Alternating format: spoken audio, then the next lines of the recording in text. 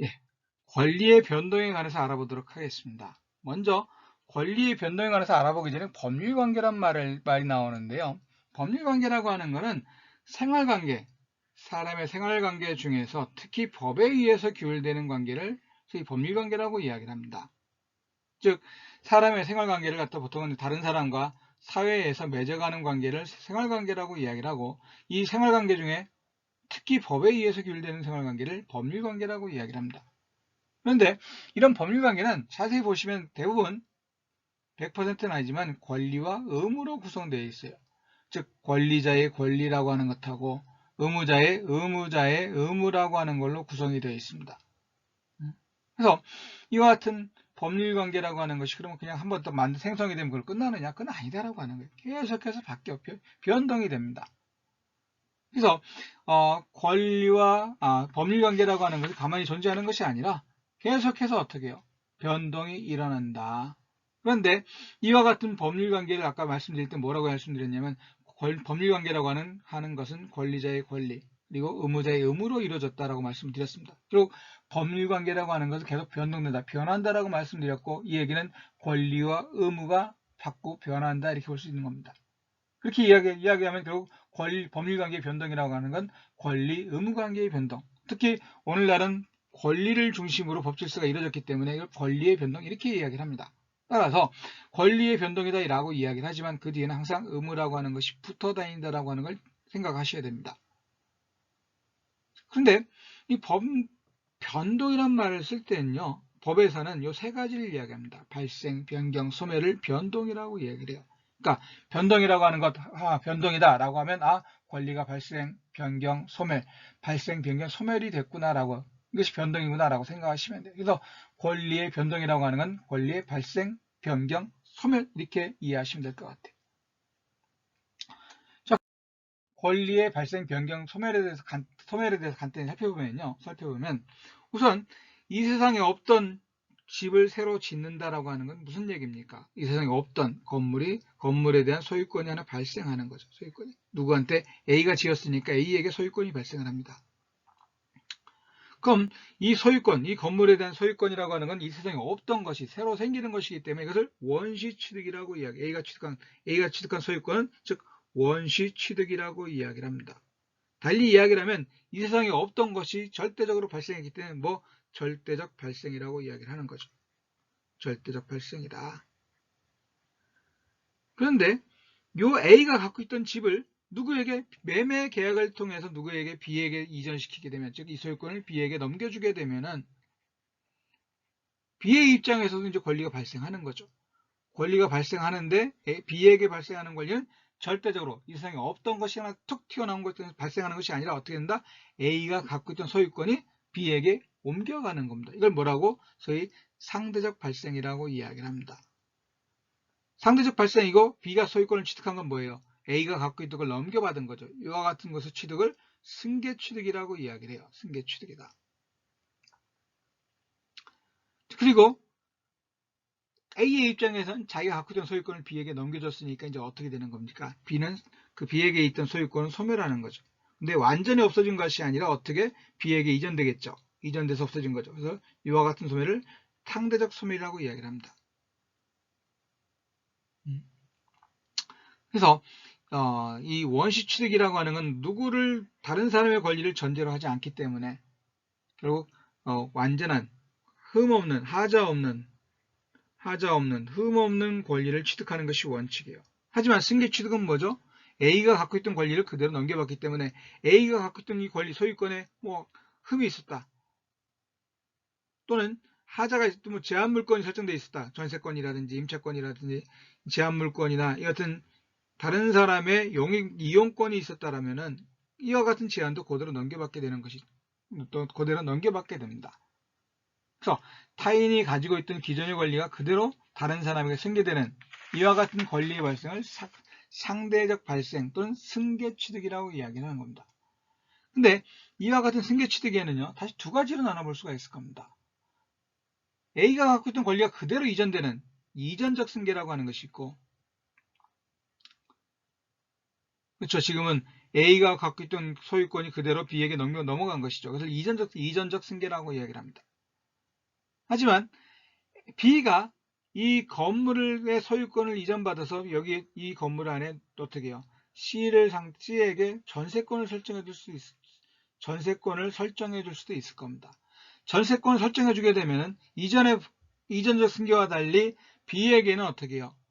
C에게 전세권 설정해 줬다 하더라도 아직 뭐가 남아있죠? 그 집에 대한 소유권, 즉 소유권의 권능을 사용, 수익, 처분이라고 이야기했을 때 C에게 전세권 설정해 주면서 사용, 수익할 수 있는 권능은 누구한테? C에게 이전된 겁니다. C에게 설정해 준 거예요. 하지만 여전히 처분에 대한 권리는 B에게 남아 있습니다. 그래서 그 권리를 갖고 있으면서 그 내 권리의 일부만을 승계하는 이와 같은 권리의 승계 방법을 갖다가 설정적 승계라고 이야기를 하는 겁니다. 설정적 승계다. 그리고요, 지금 이 A와 B 사이에는 매매 계약을 통해서, 매매라고 하는 계약을 통해서, 즉 하나의 원인을 통해서, 매매라고 하는 하나의 원인에 의해서 소유권이 이전됐죠. 이와 같은 승계 방법을 특정 승계라고 이야기를 합니다. 특정 승계다. 근데 만약에 B가 사망을 했습니다. B가 사망을 했어요. 사망을 하게 되면 결국 뭐가 이루어지죠? 상속이 이루어지고 상속인이 누가 됐다? D가 됐다. 그러면 상속인 D는 B가 갖고 있던 권리가 어떻게 사망이라고 하는, 즉 사망에 의해서 발생하는 상속이라는 원인에 의해서 어떻게 B가 갖고 있던 권리가 한꺼번에 이전됩니다. 권리 의무가. 그렇지, 하나의 원인에 의해서 권리가 포괄적으로 이전되는, 취득하는 것을 갖다가 소위 포괄승계라고 이야기를 하는 겁니다. 포괄승계다. 결국은 권리의 발생을 이야기했을 때 이렇게 나눠볼 수가 있는 거죠. 절대적 발생, 원시 취득인 절대적 발생, 그리고 승계 취득. 그 승계 취득은 다시 그 전주가 갖고 있던 권리가 그대로 이전되느냐, 아니면 권리자도 여전히 권리 갖고 있으면서 새로 그 권리의 내용의 일부를 설정해주는 이와 같은 형태의 설정적 승계냐, 이렇게 나눠볼 수 있을 것이고, 또 하나의 원인에 의해서 권리가 승계되는 특정 승계라고 하는 것하고, 하나의 원인에 의해서 포괄적으로 권리가 이전되는 여튼 포괄 승계, 이렇게 나눠볼 수가 있을 겁니다. 자, 그런데 여기서 하나만 더 주의하실 것이 뭐냐면요, 이처럼 매매 계약을 체결한다, 이처럼요, 그 사람의 의사에 의해서 권리가 이전되는 것 갖다가 양도라고 이야기를 합니다. 양도. 그 사람의 의사에 의해서 권리가 이전되는 것을 양도라고 한다. 그렇게 용어 의미를 알아두시면 좋을 것 같습니다. 자, 그럼 그 다음에는 권리의 변경이라고 하는 건, 권리의 변경은 결국 주체, 내용, 작용이 변경되는 것을 이야기합니다. 그럼 A가 갖고 있던 권리가 매매 계약을 통해서 B에게 이전됐다. 소유권이 이전되면 어떻게 되겠습니까? 소유권 입장에서 뭐가 바뀌는 거죠? 주체가 바뀌는 거예요. 주체가 변경되는 겁니다. A로부터 B로 변경되는 거죠. 또 내용의 변경이라고 하는 거는 만약에 채권, 돈을 빌려줬는데 그 돈을 빌려준 돈의 이율이 바뀐다. 그 내용이 바뀌는 거예요. 이율이 바뀐다. 또 소유권 위에 어떤 제한 물권 설정하는 것.